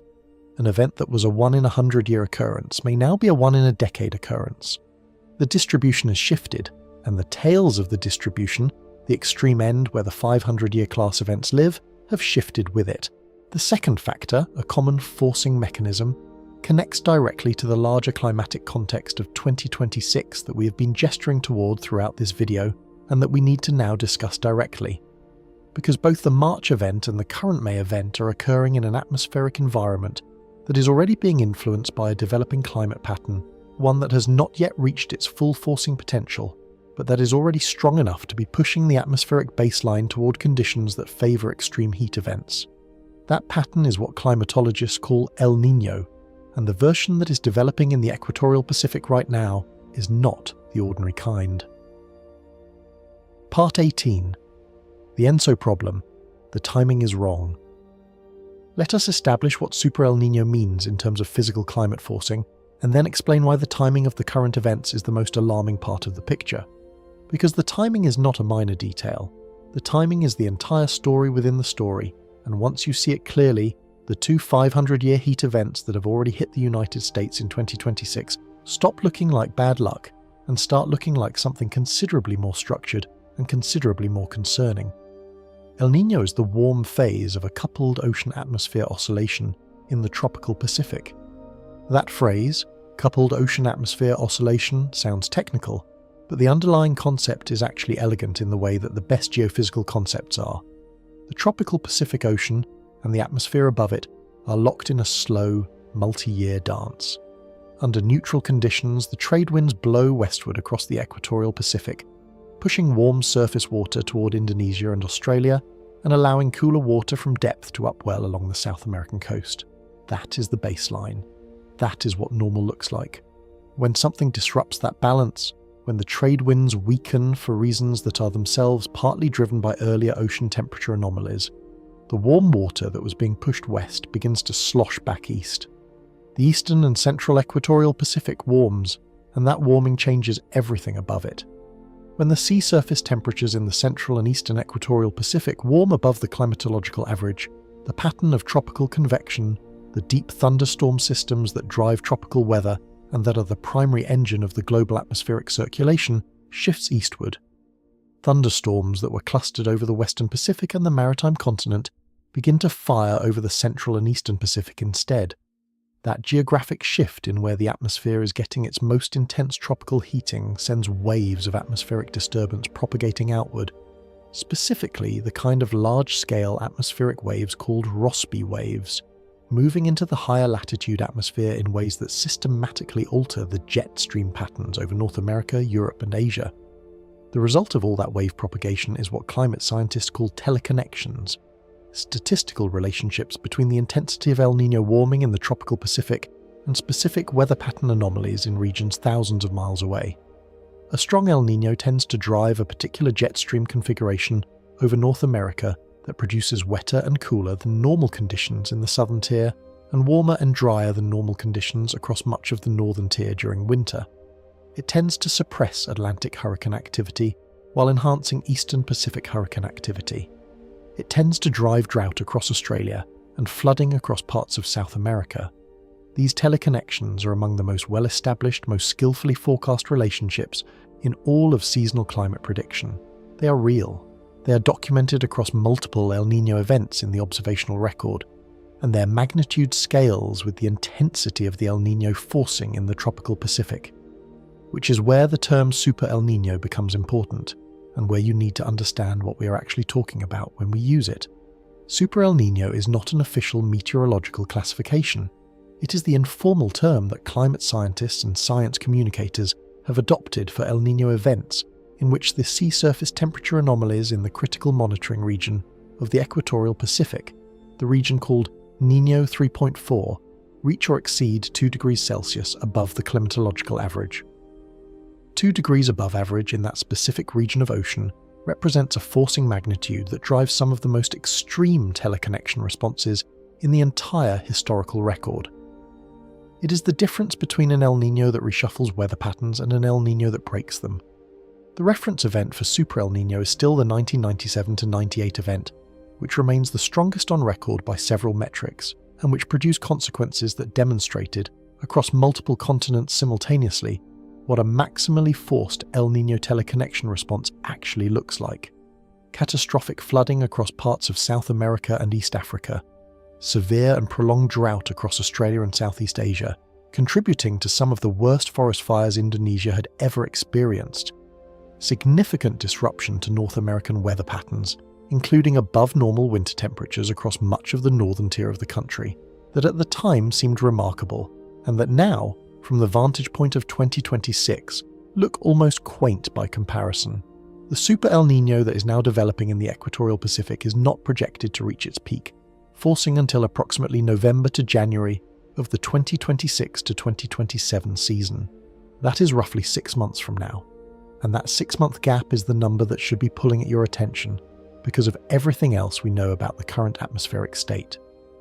The subsurface heat content in the equatorial Pacific, the warm water sitting at depth below the surface that will eventually upwell and warm the surface as the event develops, is already at levels comparable to what preceded the 1997-98 event. The warm water is there. It is moving. It has not reached the surface in the quantities that will define the peak of the event, but the thermal energy that will drive the peak is already in place in the ocean, accumulating, waiting for the upwelling dynamics that will bring it to the surface over the coming months. The atmospheric coupling, the feedback between the warming ocean surface and the wind patterns that respond to it, and that further promote warming, is developing on schedule. The trade wind pattern, the easterly winds that under normal conditions maintain the baseline Pacific state, is weakening in ways that are textbook consistent with El Nino development. And the climate models, across multiple institutions using multiple independent modelling frameworks, are in unusually strong agreement about the eventual magnitude of this event. That level of model agreement, at this lead time, is itself a signal worth taking seriously. So we have a super El Nino developing on a trajectory comparable to the strongest event in the observational record, with its peak forcing still 6 months away. Under any previous framing of how El Nino seasons work, that setup alone would be enough to generate serious concern about what the coming winter looks like for North America. The teleconnection response to peak super El Nino forcing is not subtle, and the historical record gives us a fairly clear picture of its direction, even if not its precise magnitude. But here is the thing that should genuinely focus your attention, and here is what makes the current situation different in kind from every previous El Nino season in the observational record. We are already seeing 2 500-year class heat events in the United States before the major forcing mechanism has even reached its active phase. The El Nino that is developing has not yet substantially altered the global mean sea surface temperature in the ways that will happen at peak. The tropical Pacific is warming, yes, but it has not yet produced the full eastward shift in tropical convection that drives the strongest teleconnection responses. The atmospheric circulation patterns over North America have not yet been substantially reorganized by the El Nino signal.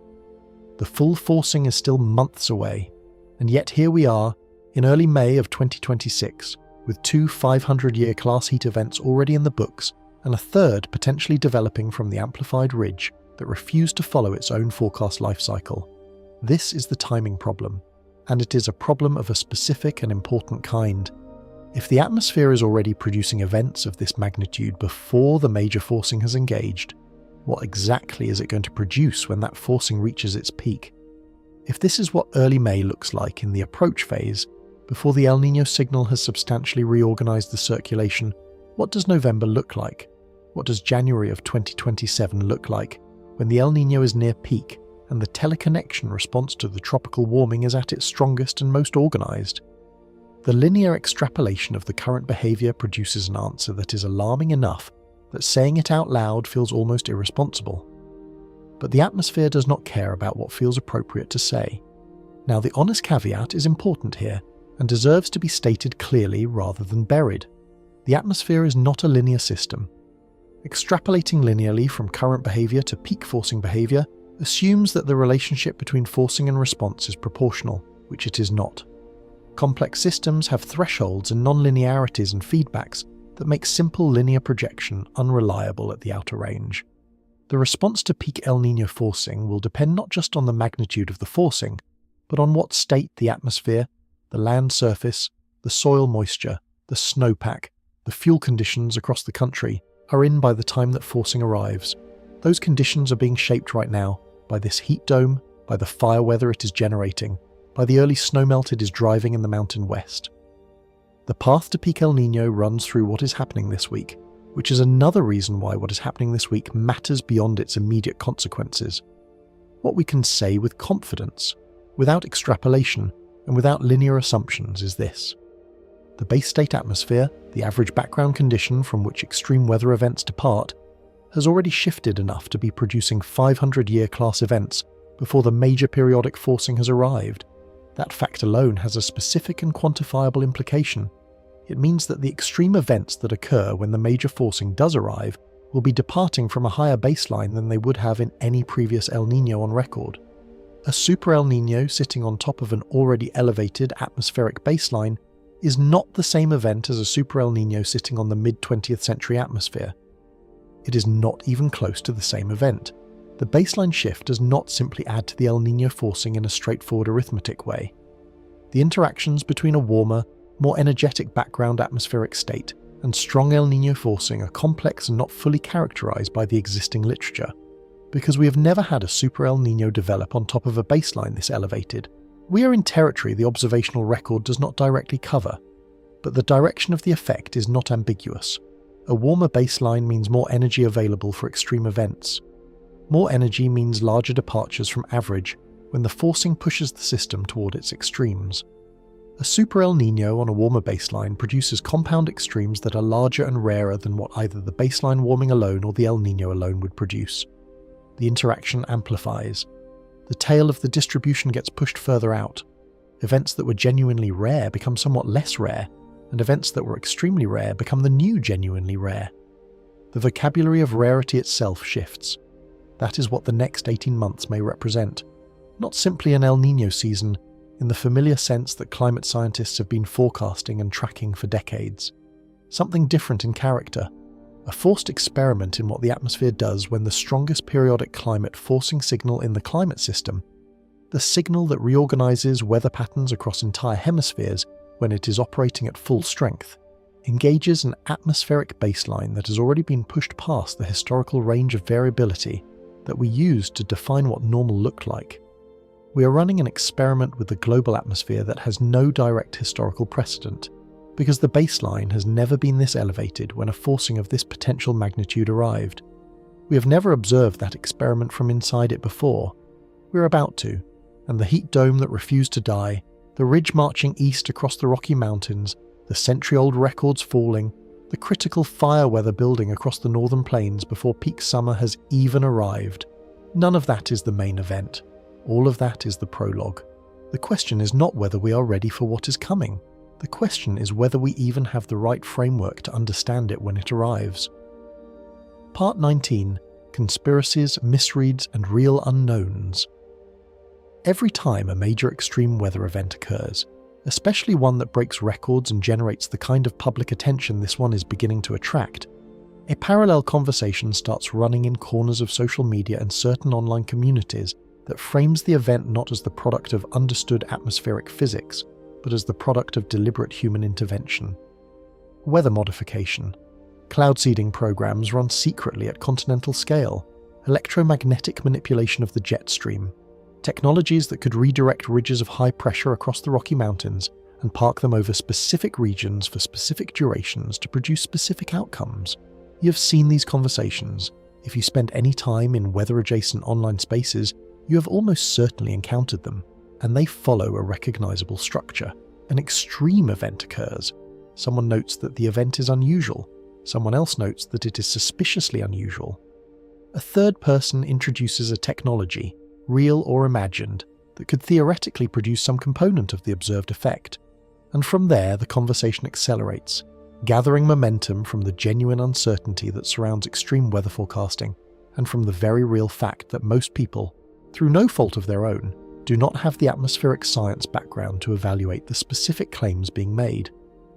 We are going to address this directly and at length, because the people who find these explanations compelling deserve an honest response rather than dismissal. Dismissal is easy. Dismissal is also useless because it does not engage with the underlying questions that make conspiracy framings attractive in the first place, and it does not point toward the things that are genuinely worth being alarmed about, which turn out to be considerably more alarming than anything in the conspiracy framing. So let us actually do this properly. Start with the most commonly cited technology, cloud seeding. Cloud seeding is real. It is not a fringe claim or a conspiracy theory. It is an operational weather modification technique that has been in use since the 1940s, when the chemist Vincent Schaefer discovered that dropping dry ice into a supercooled cloud could trigger ice crystal formation and precipitation. The modern version typically involves dispersing silver iodide particles, either from aircraft or from ground-based generators, into clouds that already contain supercooled liquid water. The silver iodide acts as an ice nuclei, giving water droplets something to freeze onto, which promotes the growth of ice crystals that eventually fall as precipitation. It works. Under the right conditions, in the right cloud types, with the right delivery method, cloud seeding can measurably increase precipitation from individual storm systems. Note what cloud seeding does and does not do. It increases precipitation from clouds that already exist and already contain supercooled water. It does not create clouds. It does not create moisture. It does not create the atmospheric instability required to develop storm systems. And most importantly for our current discussion, it operates at what meteorologists call the mesoscale, affecting individual cloud systems or small groups of cloud systems over areas measured in tens to a few hundreds of square miles. The largest operational cloud seeding programs in the world Programs run openly by governments and water authorities in China, the United Arab Emirates, the Western United States, and elsewhere are designed to enhance precipitation from existing weather systems over specific watershed areas or agricultural regions. They produce measurable results at that scale. They do not produce detectable effects at the continental scale, because the energy budget required to move or maintain continental-scale atmospheric features is incomprehensibly larger than anything cloud seeding technology delivers. Let us make that energy comparison concrete, because the numbers matter. A large cloud seeding operation might deliver on the order of a few kilograms of silver iodide over a target area in a single operation. The energy budget of a continental-scale ridge of high pressure, like the one we are currently tracking, is measured in petajoules. 1 petajoule is 10 to the 15th power joules. For context, the atomic bomb dropped on Hiroshima released approximately 63 terajoules of energy, which is 6.3 times 10 to the 13th power joules. The energy maintaining the current heat dome ridge is orders of magnitude larger than that, sustained continuously, day after day, across millions of square miles of atmosphere. The idea that any human technology currently deployed, or even theoretically contemplated, could create or maintain or redirect that energy budget is not a matter of political will or classified capability. It is a matter of basic physics. The numbers do not work, not even close. The electromagnetic manipulation claims, typically invoking the high-frequency active auroral research program known as HEAS, or similar ionospheric research facilities, fail on similar grounds but with an additional layer of misunderstanding about what those facilities actually do. HAARP, the facility in Alaska that became the centerpiece of a remarkable variety of conspiracy theories before and after its transition from Air Force to University of Alaska operation, is an ionospheric research tool. It transmits radio waves into the ionosphere, the uppermost layer of the atmosphere, at altitudes above 80 kilometers to study how that layer responds to radio frequency energy. The ionosphere is not the troposphere. The troposphere, the lowest roughly 12 kilometers of the atmosphere where all weather occurs, is not meaningfully coupled to the ionosphere on the timescales and through the mechanisms that HAARP operates. The physics connecting ionospheric perturbations to surface weather patterns does not exist in any peer-reviewed literature because the coupling mechanism does not exist at the required magnitude. Suggesting that HAARP is steering a continental ridge of high pressure across the Rocky Mountains is roughly equivalent to suggesting that turning a flashlight on in your attic is steering your house across the street. The scales are simply incommensurable. Now, why does any of this matter enough to spend time on in a video that is fundamentally about atmospheric science? It matters for two reasons, and the second one is more important than the first. The first reason is simple accuracy. The atmospheric dynamics driving the current heat dome are understood. Not perfectly, not in every detail. The specific timing of the ridge's failure to follow its predicted life cycle was not perfectly captured by the operational forecast models. The exact mechanism by which the western ridge absorbed the collapse of the eastern ridge and reorganized rather than dissipating carries genuine scientific uncertainty in the details.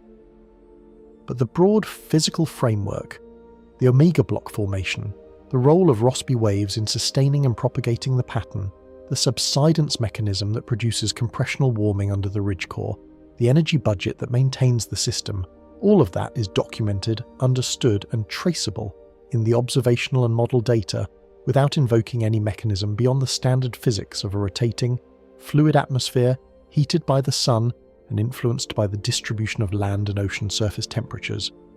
The event is unusual, it is not mysterious. Those are different things. The second reason is that the conspiracy framing, whatever the intentions of the people advancing it, actively obscures the things that are genuinely worth being alarmed about. And those things are considerably scarier than weather control programs because they do not have an off switch. The real unknowns in this story are not the result of human agents pursuing hidden agendas in secret facilities.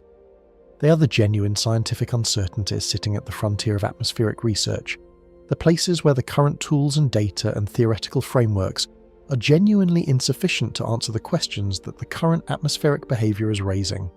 Questions like, are Rossby waves in the northern hemisphere mid-latitude atmosphere slowing in a way that makes blocking patterns like the current ridge more persistent and more frequent? And if so, is Arctic amplification the primary driver? Questions like, Are wildfire smoke feedbacks on atmospheric stability significant enough to measurably extend the lifespan of heat dome events? And if so, are operational forecast models systematically underestimating ridge persistence in fire-prone regions and seasons? Questions like, how does a super El Nino interact with an atmospheric baseline that has already been pushed outside the range of historical variability? And does the compound forcing produce outcomes that are qualitatively different from what either forcing would produce in isolation? These are hard problems. They are hard not because the scientists working on them are insufficiently clever or insufficiently motivated. They are hard because the atmosphere is a non-linear, coupled, multi-scale dynamical system in which processes operating at vastly different scales interact in ways that are genuinely difficult to observe comprehensively and genuinely difficult to model completely. The observational network, while remarkable, has gaps. The satellite record, while transformative, covers only a few decades at the resolution required to study decadal scale changes in atmospheric dynamics.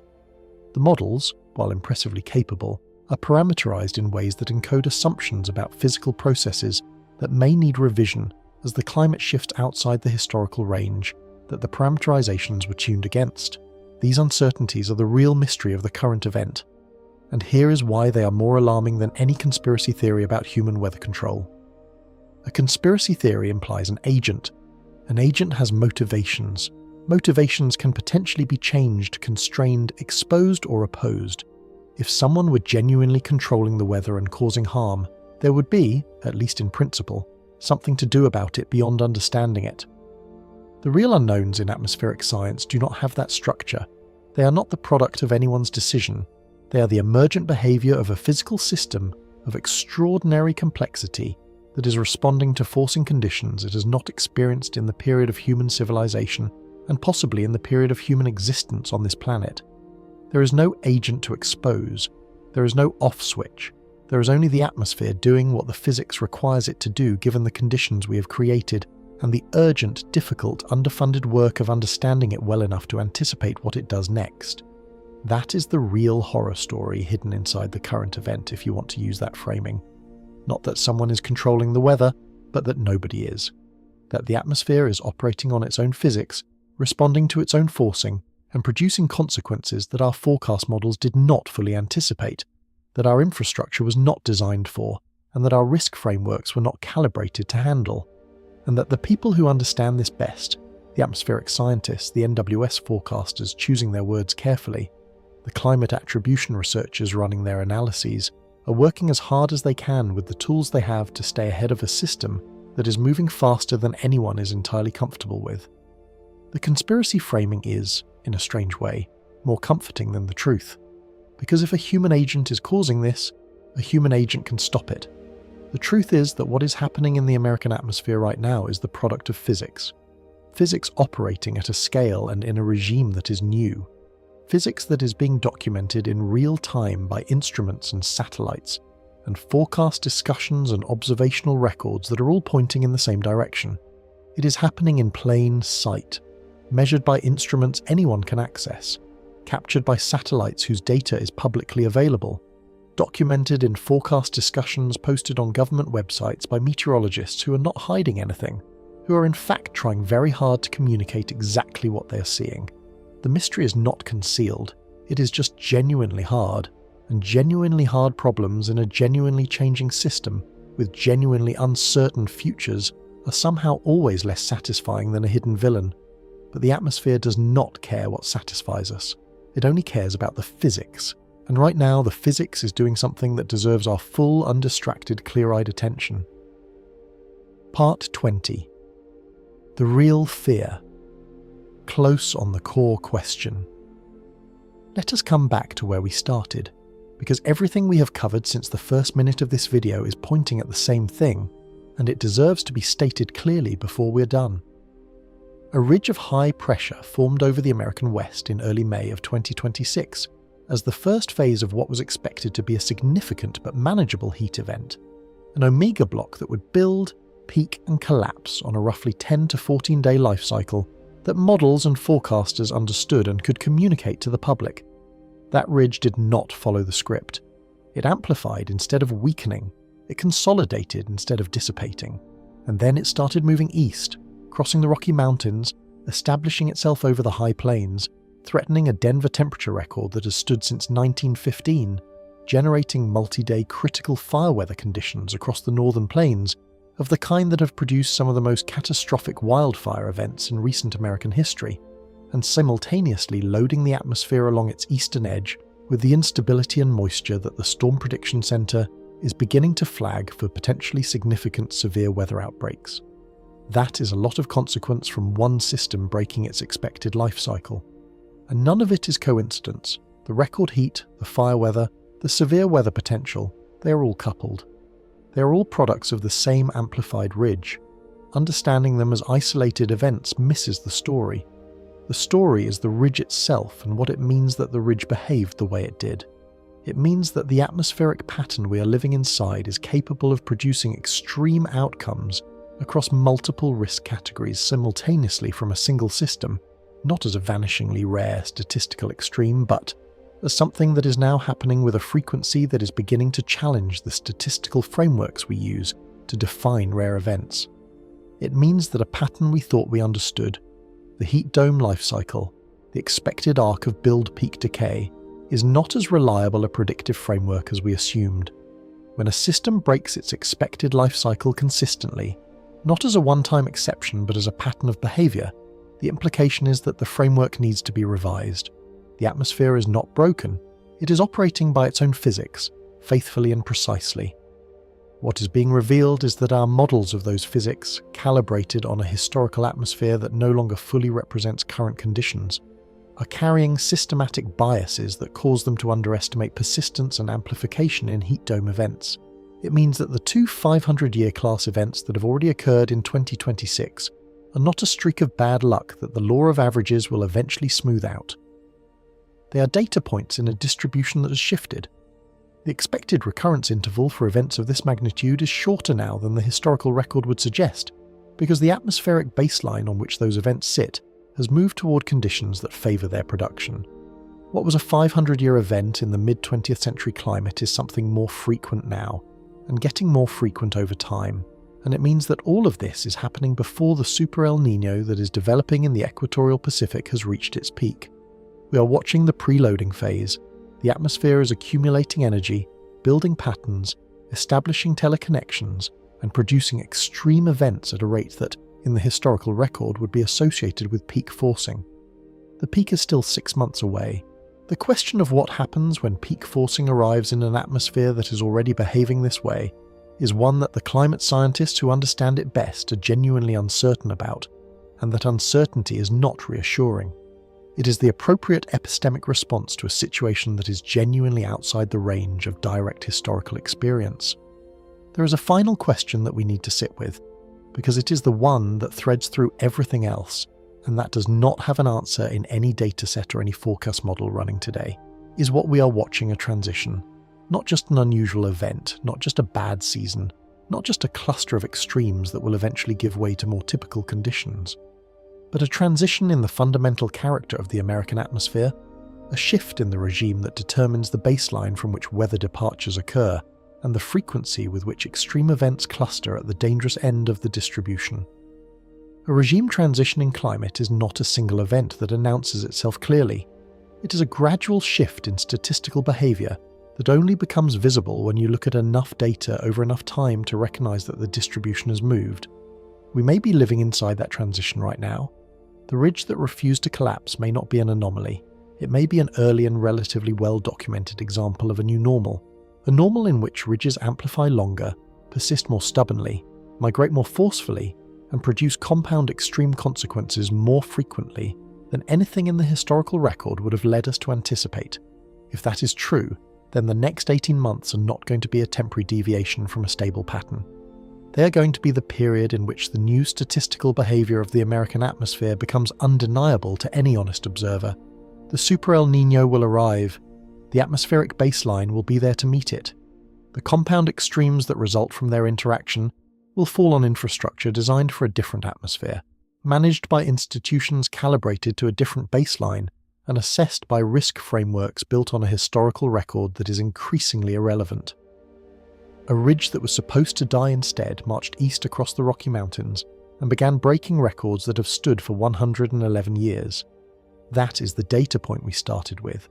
Everything else we have covered in this video, the fire weather, the severe weather, the ENSO timing, the statistical clustering of 500-year events, the speculative feedbacks, the historical parallels that no longer fully apply, all of it is downstream of that single anomalous behaviour, a system that broke its expected life cycle. What the atmosphere does next will tell us a great deal about whether that broken life cycle was an exception or a preview. The forecasters are watching, the models are running, the ridge is moving, and what happens in the next 18 months may not just define a weather season. It may define the kind of atmosphere our children inherit.